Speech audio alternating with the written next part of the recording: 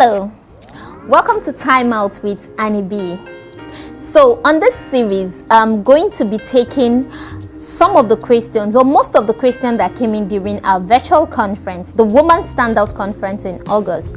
If you have not watched that conference, please go to our YouTube channel, the Not Just Another Woman channel, and please watch, share, and comment on that conference. But if you followed us on that conference, you will recall that at the end of that conference, I had promised to make short video clips of some of the questions that came in that we couldn't take during the conference because of time. Time Out with Anie B. We'll just take some of those questions, and yes, of course, most of the question that comes into my mail every single day.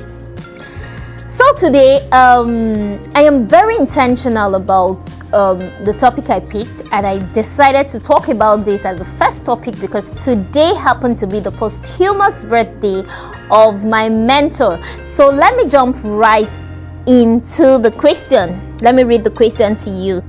Anie B, share with us who has had the biggest influence in your life. All right, so the truth is, apart from my mother or my parents, the next person who has had the biggest influence in my life happened to be someone who was my boss. She was my pastor's wife, and yes, over time she became my mentor. You know, the amazing thing about this woman is the fact that, you know, she was in my life closely for 2 years and a few months.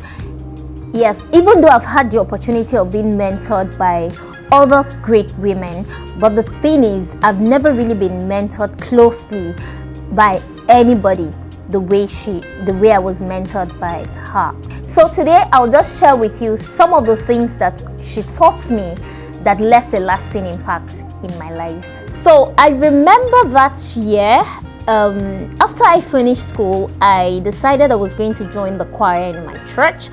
So I walked up to the music director, and the music director told me to speak to her. So I went to her, I told her my intentions, and then she was like, oh my goodness, you would have come a month earlier, that the choir just finished their audition. And then she goes, so would you like to join the teens church, teacher? And I'm like, in my head, that was the last thing I wanted to do, because I don't think I had finished teaching myself. I didn't have confidence in myself. I didn't think I could teach teenagers, you know, because I used to see those teens. They were quite big and very intelligent too. So I didn't see how in the world I would be able to teach teenagers. But she told me I can do it. So she dragged me to teens church. And I remember seeing those teenagers, and I was like, have I come here to embarrass myself? I just kept my cool. Of course, I was a grown adult and I had finished the university. So, you know, she kept telling me, you had finished the university, so you know, share with them your experience, whatever it is. You know, you've gone ahead of them. You know something they don't know. But I didn't believe that. I always feel intimidated, you know, when I see these teenagers. The very first day I was asked to teach these teenagers, I got up.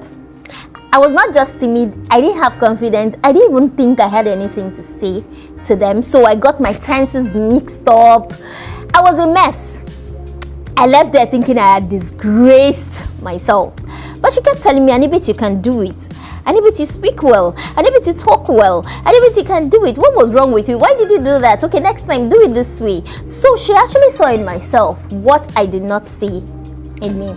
And of course, because I'm doing this video, I think I'm not there yet though. I'm gradually becoming that person that she saw, that I didn't see. Yes, so right now I can talk to teenagers. Yes, I can. And that's like many years ago. So she saw in me the things that I did not see in myself. Okay, so the second thing that she did that left a lasting impact in my life was that she taught me how to smile. I think this point actually sounds very funny, but I used to take life so seriously. You needed to know me then. God, I don't waste a chance to tell you that I am Auntie.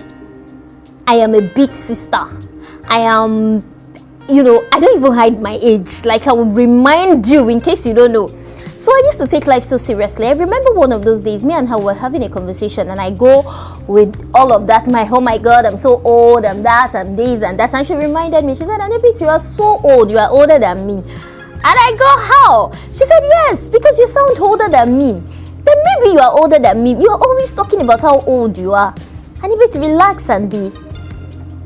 Just be who you are. Just be friendly. So I think she taught me how to, and then I always put up this very serious face, because of course I don't want to be insulted. I don't want anybody to insult me. The part of the world where I grew up, people were already calling me Mama in my 20s.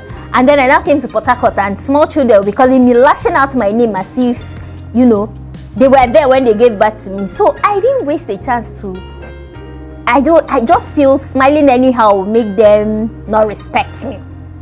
But she taught me how to smile and, how to laugh at life and all of that. And right now, if you think I smile a lot, I learned it all. Because from childhood, my mother used to complain about my seriousness. She would tell me, why are you always so serious? But well, she couldn't help me. So this woman helped me. I started smiling. I watched her just smile until she's not like she was, but she just always have this graceful look, this, smile on her face all the time that, so many people got attracted to her just because she always wear this smiling face, So I learned to smile from her. Yeah. So another thing I learned from her was she modeled leadership to me. In many ways, I watched how she would, she would drag me into meetings that I had no business being in.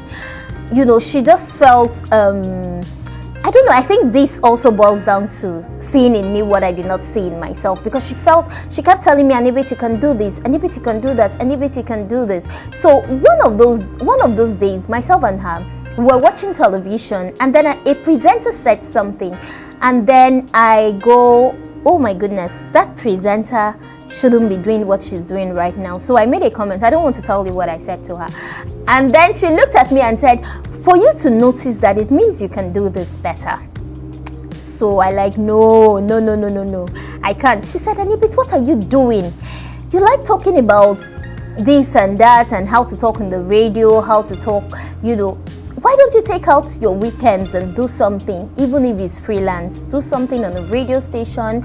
She kept encouraging me until I started doing what she wanted me to do, or what she encouraged me to do. I really didn't think I could do all of those things.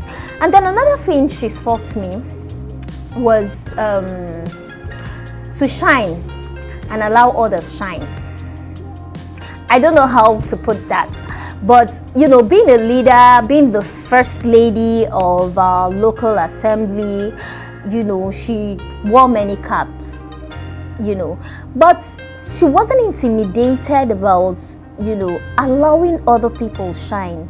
She was always dedicating responsibilities and allowing other people, express their gifting.